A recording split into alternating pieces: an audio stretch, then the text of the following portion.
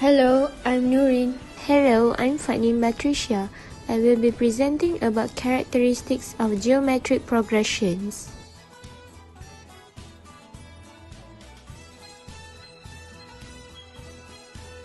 What is geometric progression? Geometric progression is a progression in which the ratio of any term to the immediate term before is a constant. The constant is known as common ratio R. The use of geometric progression happens whenever each agent of a system acts independently.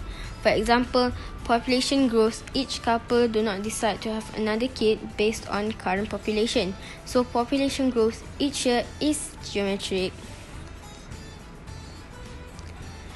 How to find the common ratio? We have to use a formula which is R1 equal to T2 over T1, or R2 equal to T3 over T2, or R3 equal to T4 over T3, and so on, based on the sequence itself. Application of formula. For question 1, determine whether the following sequences is a geometric progression or not. Justify your answer. For 1A, the sequence is 1 over 24, 1 over 6, 2 over 3, and 8 over 3. We have to use the formula which is R1 equal to T2 over T1. And as you can see, R1 is equal to 1 over 6 over 1 over 24. R2 equal to 2 over 3 over 1 over 6. And R3 equal to 8 over 3 over 2 over 3. And as you can see, all the answer for R1, R2, and R3 is the same, which is 4. So the justification will be, since R1 equal to R2 equal to R3 equal to 4, the sequence is a geometric progression. Moving on to the next questions, 1B. The sequence is P power of 4, P power of 8, P power of 16, and P power of 20. We have to use the same formula but different method, since this question involves indices law. So for example, for R1, we have to use P power of 8 over P power of 4. We have to make it into P power of 8 minus 4.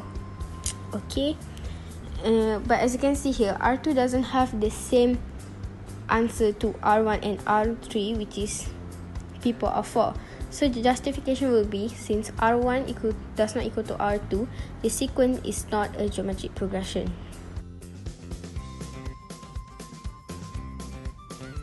For question C, it involves logarithm. Firstly, as usual, you have to substitute the second term and the first term into the formula to find the common ratio.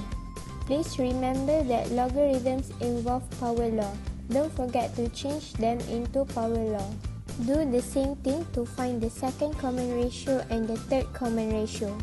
We got that the first common ratio is not equal to the second common ratio, and the second common ratio is not equal to the third common ratio. Thus, we know that the sequence is not a geometric progression. For question D, it involves variables which is x and y. As usual, substitute the second term and the first term into the formula. Don't forget to factorize to simplify the equation. Do the same thing to find the second common ratio, and we got that the first common ratio is equal to the second common ratio, which is 1 over 3. When both common ratios are the same, we know that the sequence is a geometric progression.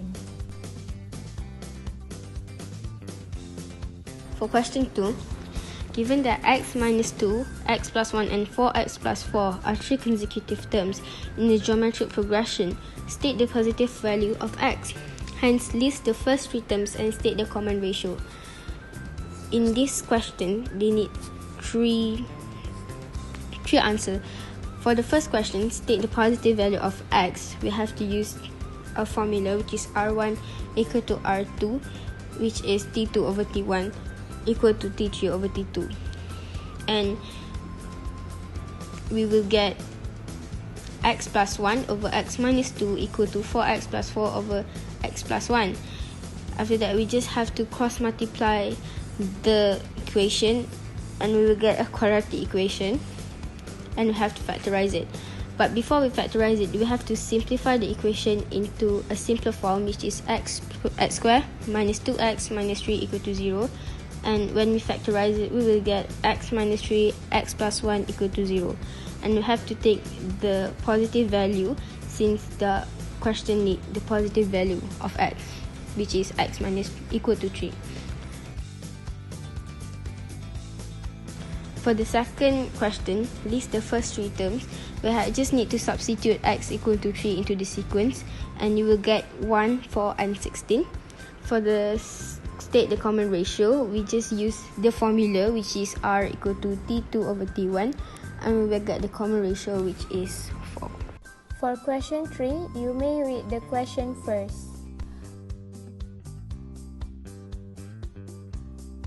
We know that the common ratio is 2 because it says that a bacterium will become 2 and 2 bacterium will become 4 and so on every 20 minutes. Here, I made a table to ease my calculation.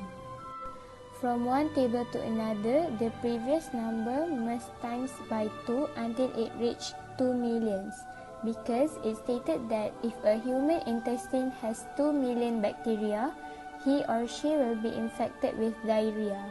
From the table, we know that from 2 become 4, from 4 become 8, from 8 becomes 16, from 16 becomes 32, and so on until 2 millions. Now the question wanted you to estimate the time taken for you to be infected with diarrhea if we consume a food that has only one bacterium. From the table, we know that there are 21 terms. So the number of terms are 21.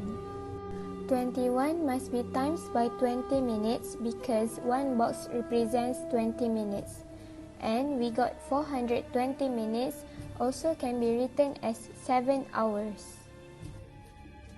For the Tn formula method, the method that is used is Tn is equal to AR power of n minus 1. N is the number of terms, A is the first term, and R is the common ratio. Then we substitute all of them into the equation. We know that the Tn is 2,097,152.